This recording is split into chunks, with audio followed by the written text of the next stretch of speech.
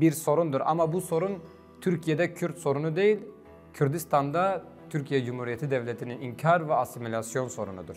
Biz sorun olarak tanımlıyorsak bu sorun bu şekilde tanımlanmalıdır. Çünkü Kürtler Türkiye'ye herhangi bir sorun teşkil etmiyor. Türkleri yok etme, Türkleri bitirme, Türk dilini asimile etme, Türk devletini yok etme gibi bir şeyle karşı karşıya değiller. Kürtlerin böyle bir derdi ve böyle bir gayesi de yok.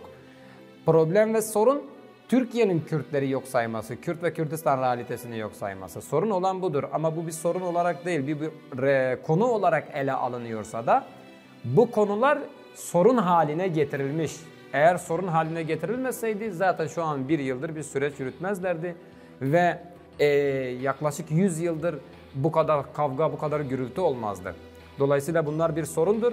Bu sorunlar çözüldüğünde Türkiye Cumhuriyeti Kürt ve Kürdistan realitesini kabul ettiğinde bunlar sorun olmaktan çıkacak, konu olarak ele alınabilir o zaman.